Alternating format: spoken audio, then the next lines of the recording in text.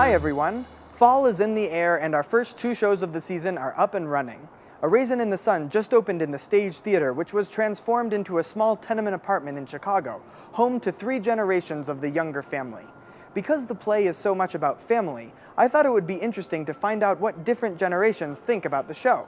So I caught up with my friend Lonnie and her daughter Nishay and put it together in a segment I like to call A Raisin in the Sun for a New Generation.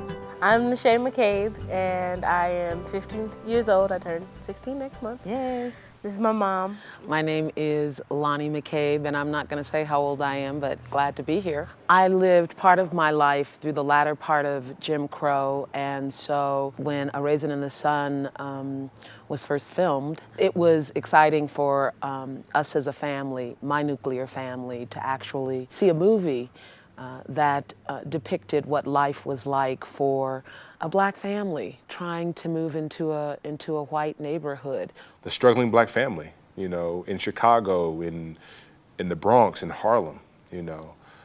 This is where we started, you know, with, as they say, with a dollar and a dream.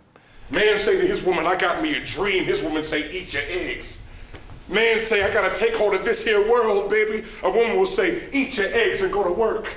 Man say, I gotta change my life. I'm choking to death, baby. His woman say, your eggs is getting cold. I watched the P. Diddy version of A Raisin in the Sun today in class this morning, and we all talked about how it relates to us in our certain lives and how, like, what similarities we had. More than half of our class, it was the first time that they've ever heard of the play. But then hearing it was a play and then a movie, like, a lot of them were shocked to know that there was a movie that related to their lives and said things that they never were able to say but felt. So. Wow. I think now we'll have an opportunity to really take stock in today's generation of where we are, you know, where we are today, and really realize we're not that far off from where we were 40, 50 years ago, you know. All we really have is a dream, you know, and we want to have an opportunity to fulfill that dream. Do you know what this money can do for us? Mama, I want so many things. Yes, baby. I want so many things, it's kind of driving me crazy. People are still struggling today in this recession that we're in. Now more than ever, people are starting to see that the most important thing you can have is family, you know.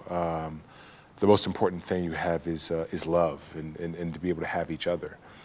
And all those other things sort of pale in comparison. For this generation to actually have an opportunity to keep seeing a live production of this play is wonderful. Every time you see the play or every time you read it, you will discover something new that you didn't notice before. And it also sort of reminds us where we came from, but it also reminds us how far we have to go. Still have a long way to go. Working on it though.